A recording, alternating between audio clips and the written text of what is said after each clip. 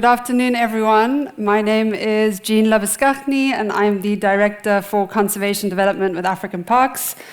I wasn't supposed to be on the stage this afternoon, but unfortunately, Ian Munyakindi from Akagera, who I think all of you know, had visa issues and he couldn't get here, sadly. I'm just very grateful that this isn't a dance competition that I'm standing in for him on, because I would definitely not be able to do that. So what I'm going to do this afternoon is give an overview of Akagera National Park, which is a park that we as African Parks have been managing since 2010. And for those of you that aren't familiar with African Parks, we are a conservation organization that manages protected areas through long-term partnerships, so almost like a public-private partnership with governments, where we take on the responsibility for the day-to-day management, but we don't own the land. That is still a national asset owned by the government. And so, yeah, as I said, Akagera, we have been managing in partnership with the Rwanda Development Board, which is our government partner in Rwanda, since 2010. And it's been a really wonderful journey over that period up to where it is today, and that's a little bit the story that I'm going to tell.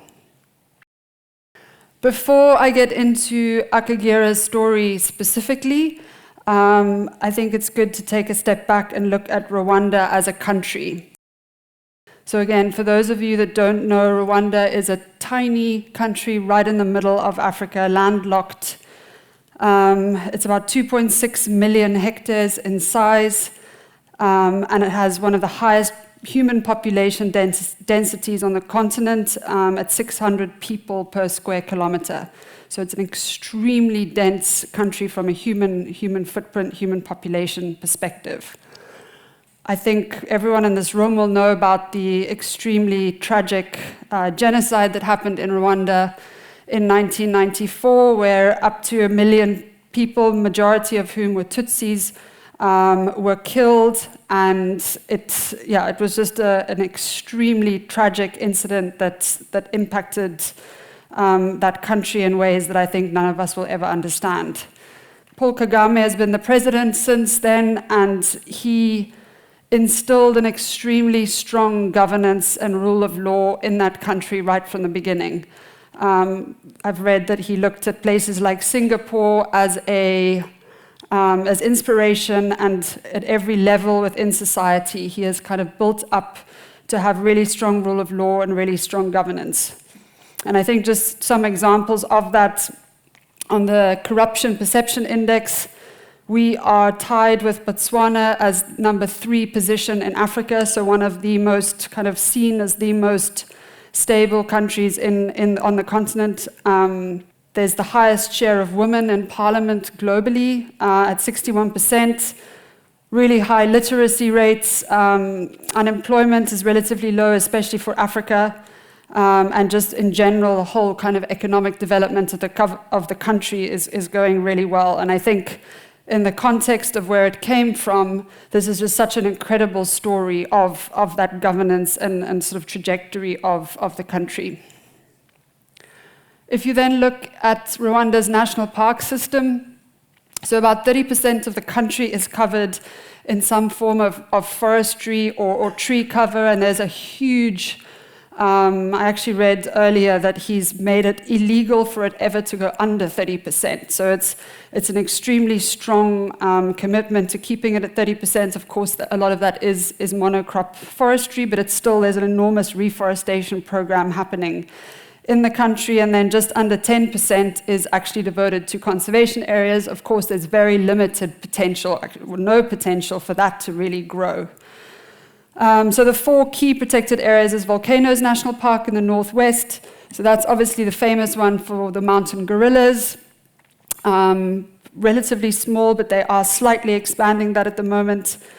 Then you've got Akagera in the east, which I'll be speaking about, at just over 1,000 square kilometers. And then Gishwati, which is very small, 35 square kilometers, a small forest patch. And then the other big area is Nyungwe in the southwest, which we also manage in partnership with government. It's an extremely important Afro-montane forest, and also an extremely old one, apparently survived the Ice Age. Again, before diving into Akagera specifically, we felt it's important just to acknowledge the sort of national successes of Rwanda. I think when the country kind of in this last couple of decades approached everything very kind of consciously, and it did the same with its national parks and natural assets. And so Kagame really saw national parks and protected areas as being a potential for kind of positive change and a kind of conservation-led economy, and approached it very deliberately. So with the gorilla tourism, there's been not only a really amazing increase in gorilla numbers in Volcanoes National Park, but it's also an amazing revenue generator. So that last year it was nearly $250 million. That's all in, so it's all the flights, the regional flights and accommodation, all of that, but it's that kind of conservation-led economy that is being generated because of the success of kind of the country as a whole, but also the work that they are doing in Volcanoes National Park. I think another big piece was the partnership with African Parks, which happened relatively early on, and I think that public-private partnership model, looking at Akagera and Nyungwe, brought huge benefits to Rwanda as a whole, because that's obviously part of that tourism circuit.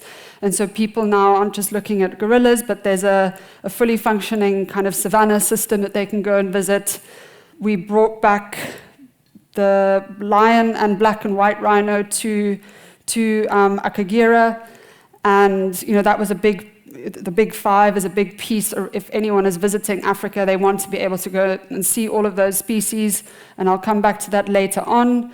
And then I think also Nyungwe, just with the management on site and a lot of work done, that was also proclaimed as a Natural World Heritage Site because of its importance, especially from a water provisioning perspective.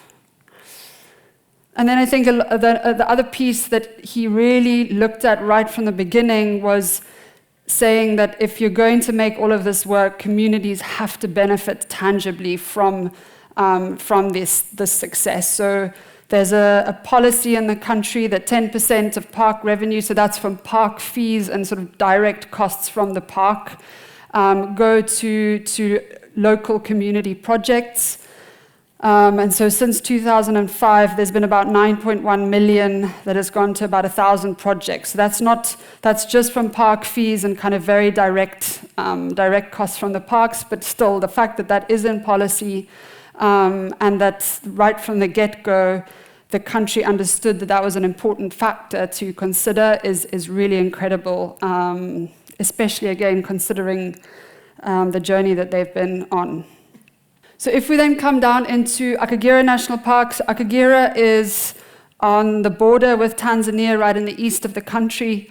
For anyone who has been, I know many of you in the room have, it's a beautiful kind of savanna, a bit hilly, with this incredible wetland system, which is actually the largest protected wetland in Central Africa.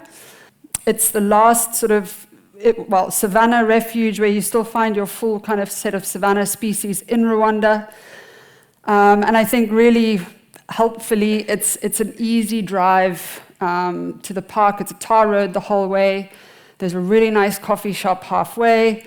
And so that's all part of making not only the management relatively simple and easy, but also creating that tourism product. A lot of really important areas in Africa are so far away that you'll never be able to have the kind of tourism product that we're able to have in Akagera. Just a little bit of context though. So after the genocide, there was a huge influx of refugees that had been in Uganda and Tanzania. Thousands of people came back home to Rwanda. And all of those people needed land to settle.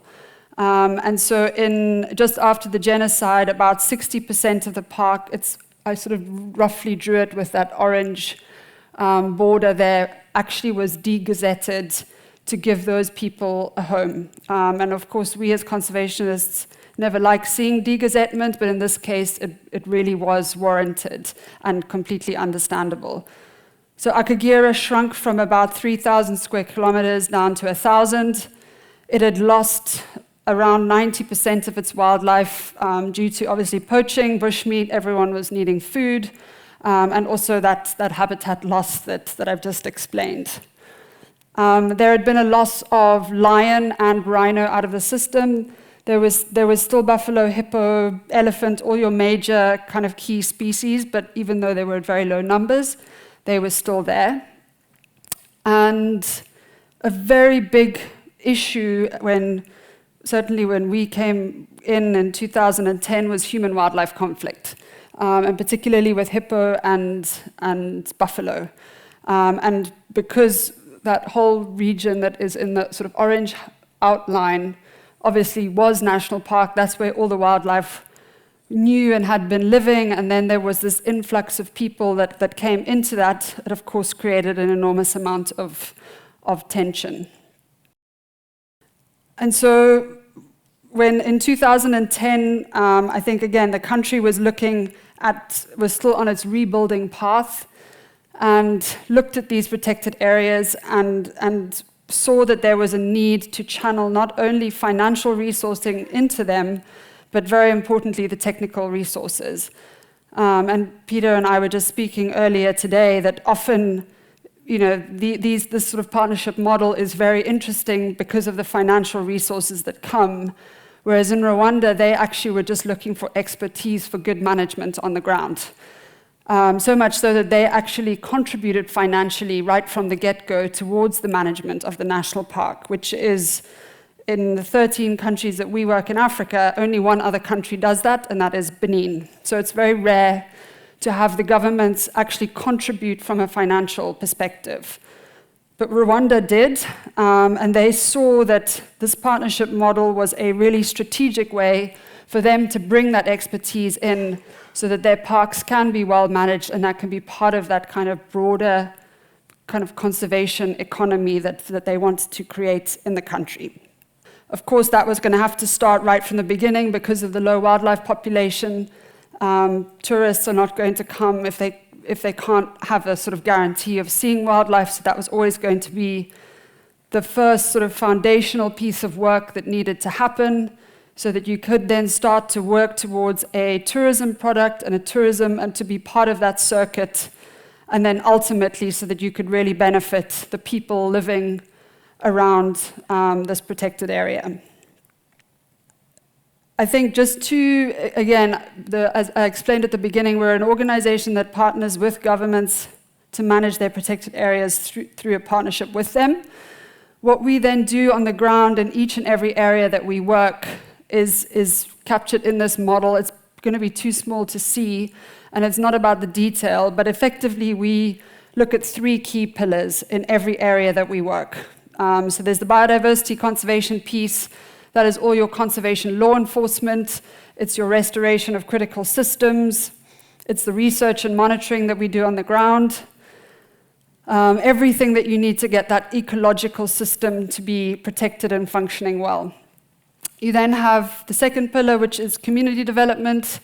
We've said it many times here today, communities have to be part and parcel of these systems. They've got to benefit from them, they've got to feel invested in them, and they've got to be an active constituent for their protection. And so that's things like resource rights, it's socioeconomic development programs, community-based natural resource management. It differs slightly from park to park, but the principle of that pillar is applied irrespective if we're working in South Sudan or Mozambique. And then the third pillar is park revenue generation. These areas, as we've also spoken a lot about, and also some conversations over lunch, protected areas cost a lot of money to manage well if you really want to get that full value add from them. And the donor community will always have to play a role in that, because many areas are always going to struggle in generating that revenue, at least from a tourism perspective. Carbon credits, nature units, those sorts of things might change that in the future, but not everywhere is as lucky as Rwanda, and that it's a relatively easy to access country.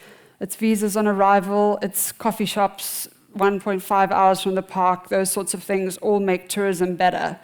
Nonetheless, every area that we manage, we are always trying to do some form of activity to generate revenue at the local level that we can then reinvest back into the park, as well as looking at the monetization of ecosystem services. So those are our kind of 3 key pillars, and then that's underpinned by all the nuts and bolts. So infrastructure, vehicles, assets, governance, compliance, safeguards, all of the things that we all need, irrespective of where in the world we are. That's a critical piece, and then the intent is that that leads to a sustainable protected area that can anchor nature in that broader landscape for the benefit of people and wildlife. And so that's our kind of theory of change and model that we implement in each area, each of the 24 areas that we manage across the continent. When we've grown pretty strongly over the last 25 years, with our most recent partnership being signed in Southeastern Democratic Republic of Congo at the end of last year. And I think just important here is to note that we always try and have diversity in the areas that we are managing from a biome perspective. So we don't want to necessarily be working in 24 areas of Miombo. We want to work in some desert areas, some marine areas, so that we can represent as much kind of biodiversity as possible in the portfolio of areas where we work.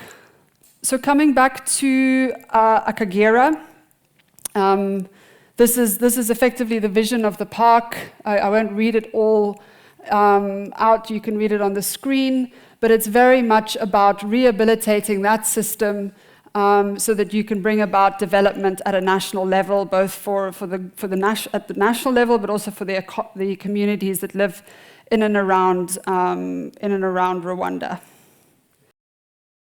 That basically came about, as I said, through a partnership that was concluded by the Rwandan Development Board and African Parks back in 2010.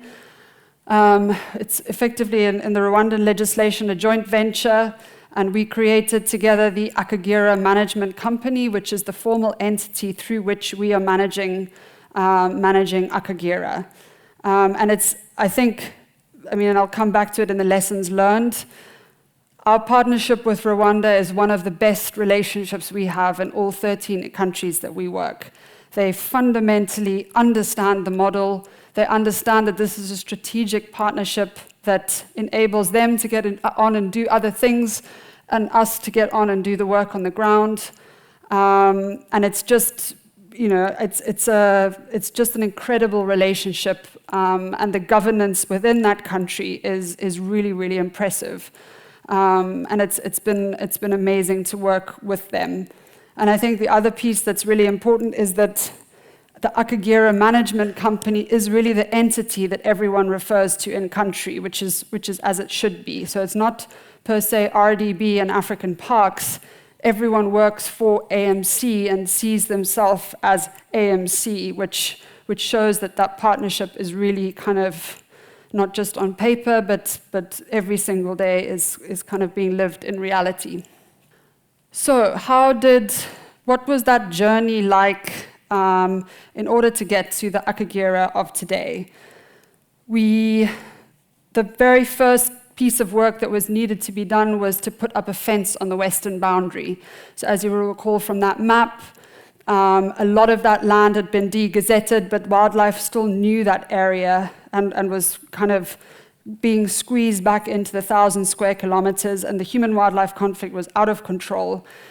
So the government actually paid for this fence. We designed it and told them what is needed, but they put in the funding to cover it, and again, it's another sign of how seriously they took the partnership from day one. And that fence obviously helped enormously, again, from the hippo and buffalo mainly, but from a human-wildlife conflict perspective.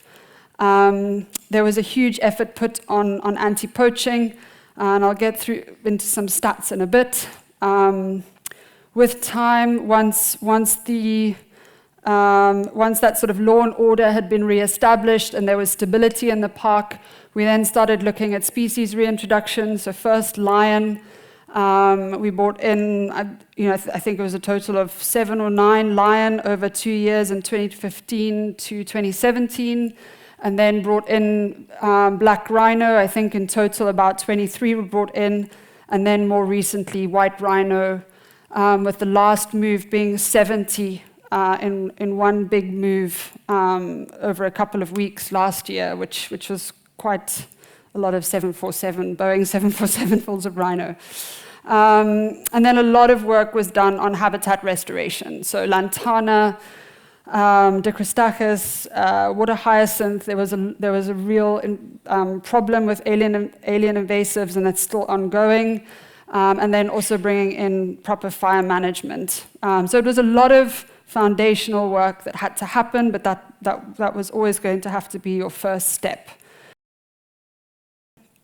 Since then, we've seen really incredible wildlife recovery, and again, I'll show a couple of graphs now, and as I mentioned, the reintroduction of those kind of key species that kind of complete that big five, which is an important element from a tourism perspective, but very importantly also from an ecosystem functioning perspective, and especially large predators.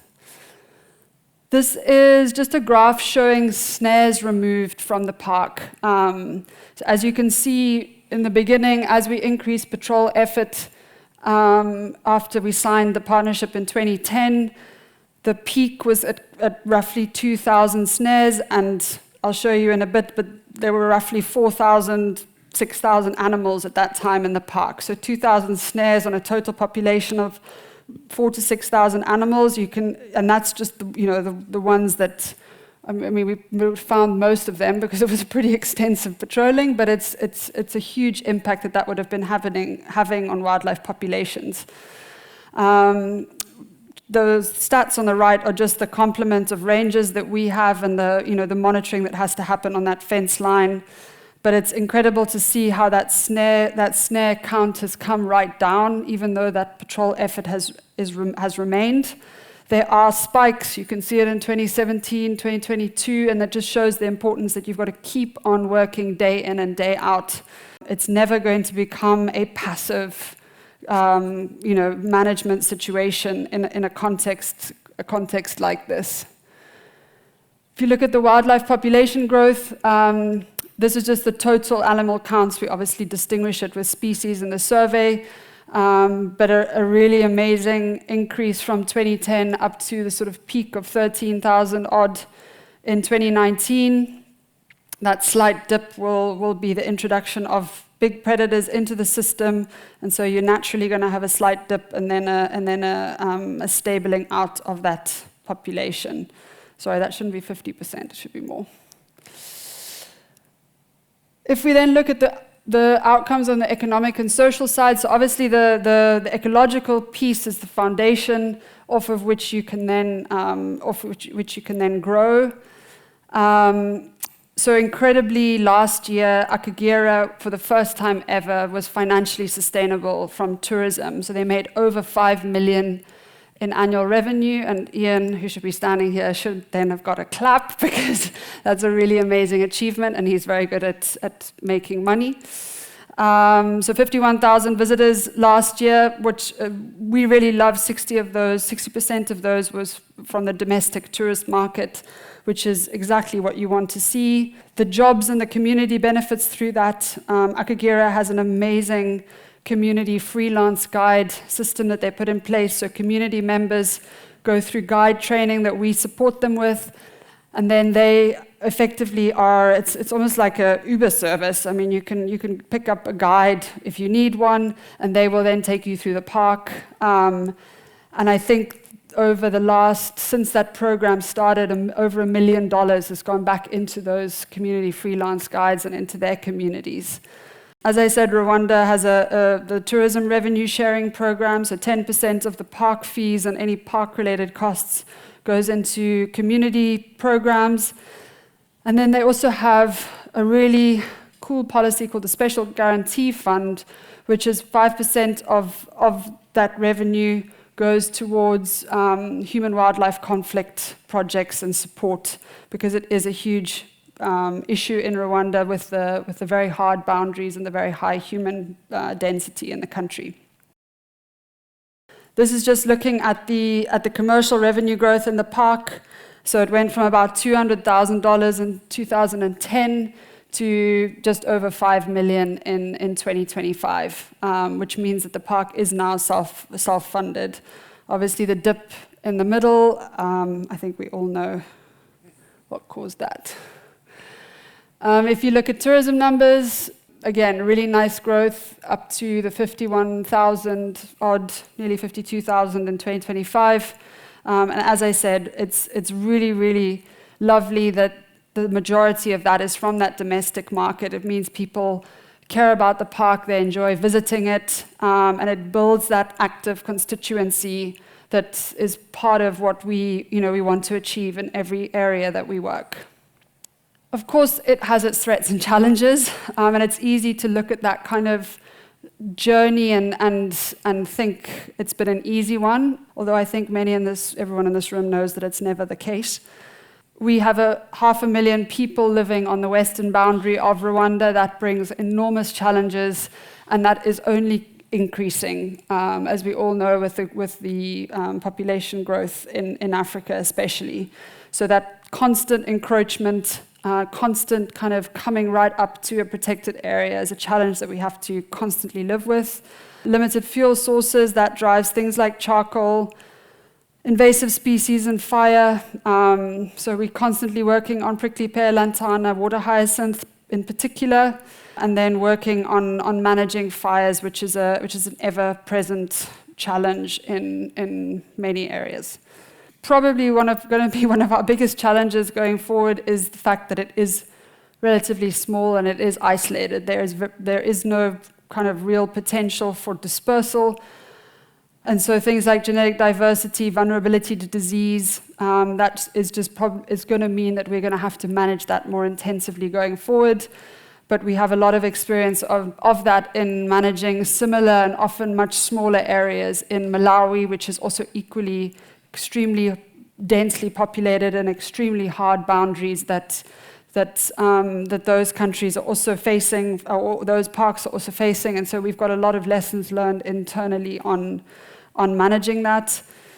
And then I think another thing, which is probably also going to be one of our key challenges, is just managing the tourism growth.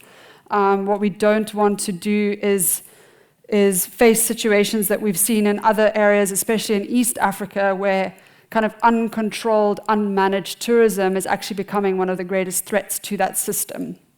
So we've got to really keep a close eye on that. We've got a commercial development plan that guides that growth, and the park is very much has this top of mind, but it is something that is just a reality because the trends are just showing an upward kind of climb, which is a good problem to have. There is obviously also enormous opportunities with that,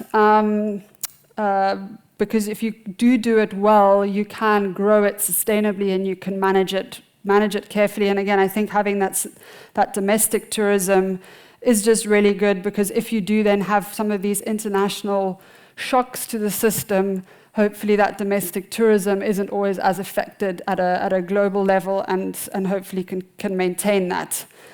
I think the opportunity around community livelihoods, I think the numbers speak for themselves, but it's just incredible to see the very real impact that the park has had on the people living around Akagera. One example of that is the Kishanda fish farm, which is a big fish farm that we put up both to help with fish and protein, just to sell the fish, but also to be able to restock a lot of the lakes and pools and dams in the broader region, and actually at a country level with fingerlings, because a lot of those had been completely overfished until they had nothing left. And so this is a really amazing kind of rewilding project in a way. And then the last one is the African Conservation Academy. So African Parks has partnered with the African Leadership University and is going to be developing a training facility just outside Akagera for protected area managers, but at quite a scale, with the idea, a little bit like a teaching hospital, where you use the park as a teaching park. I think all of us, that's the reason why we're all here, we all understand the need for managers that have a set of skills that is kind of, never ending, and there are very few capacity development initiatives, certainly at the university level, that really deliver courses that provide managers with that full set of skills. And so this academy is going to aim to do that. So it's going to be looking at the sort of project lead level and one layer below.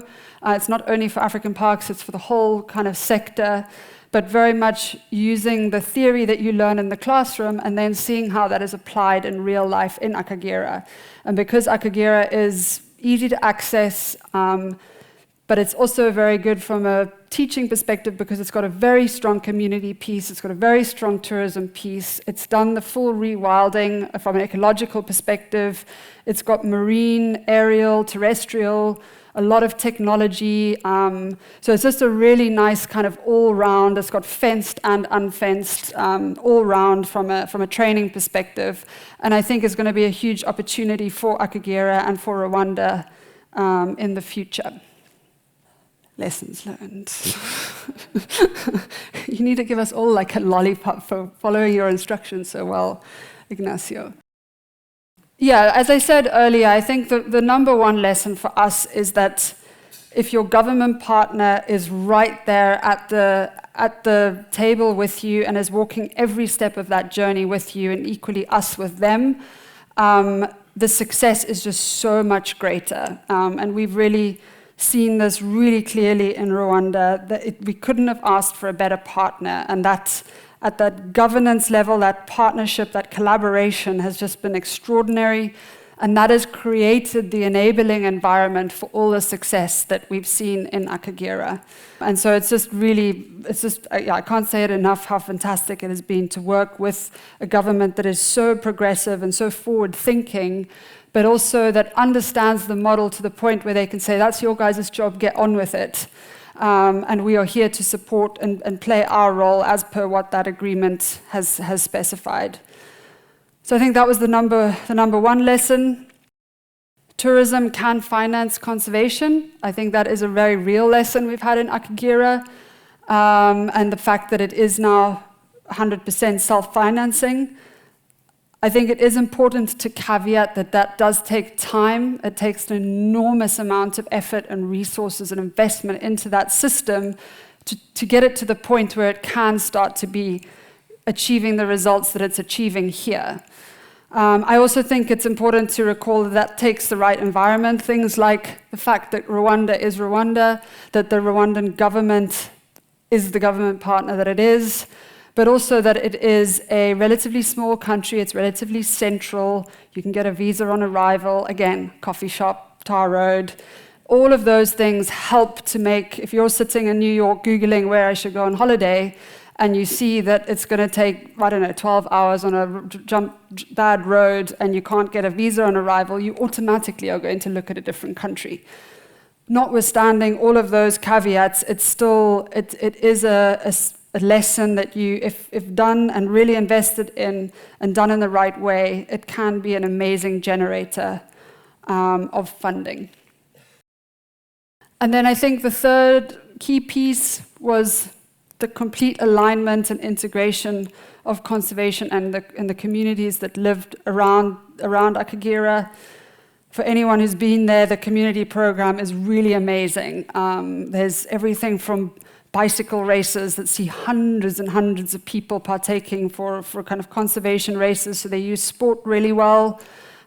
Visits to the park, it's really on so many different levels, and because of that, those communities are a huge ally for the park. They want the park to be protected, they want it to sustain and go into the future. And I think that is something that we all know, but what's been amazing in Akagera is how tangible that has been from an actual monetary perspective. And some of that is policy, which is really progressive in Rwanda, but also I think just an amazing community program on the ground. And then the fourth one, which I took the liberty of adding, but I think it's that the work never stops. And I think, again, it's very easy to look at a presentation like this and say, oh, okay, you guys have, you've succeeded. You've reached what your sort of success according to your metrics are. And I think it's, again, in the African context, but especially in a very relatively small, hard boundary system, that's going to require work every single day here on out. You have another COVID, you've got to figure out how you then look at your funding because you'll lose your tourism revenue. It's just every single day you've got to keep maintaining that to keep that trajectory at least in a maintenance or in a positive upward kind of journey. And I think that's just something we should never forget. So quickly, last couple of slides on just the key takeaways. Good management and governance, foundation for everything, really strong partnerships at a government level, at a community level.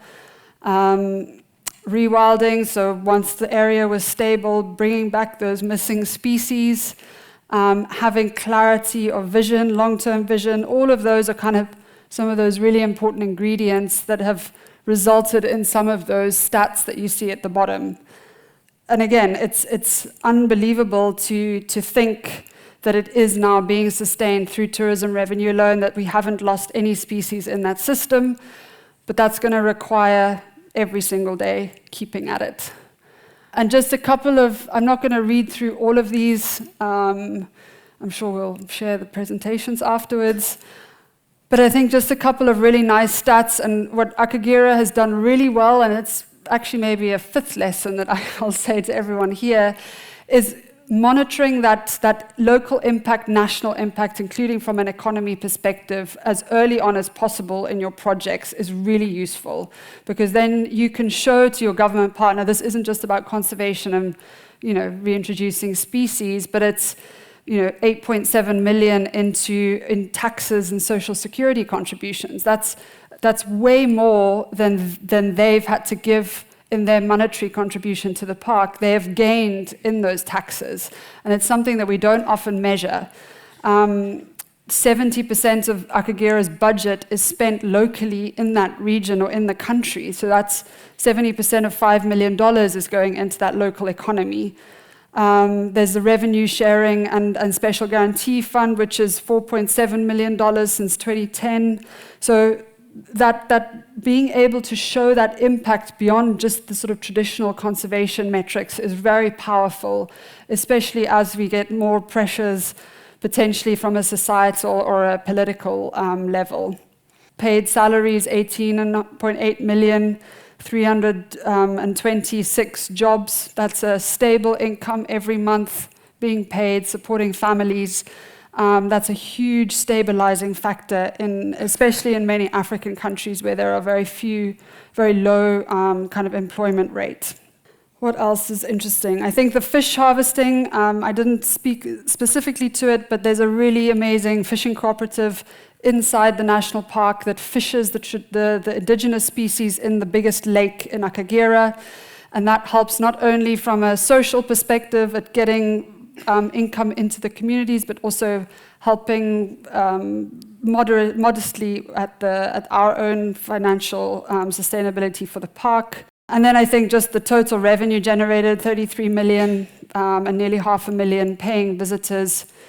Each person is connecting with nature and hopefully is going to go back out and be an advocate for it. So yeah, I think that's just a nice sort of snapshot of the huge efforts and the payoffs that have come from that over the last, since 2010. Murakoze, which is thank you in Kenya, Rwanda.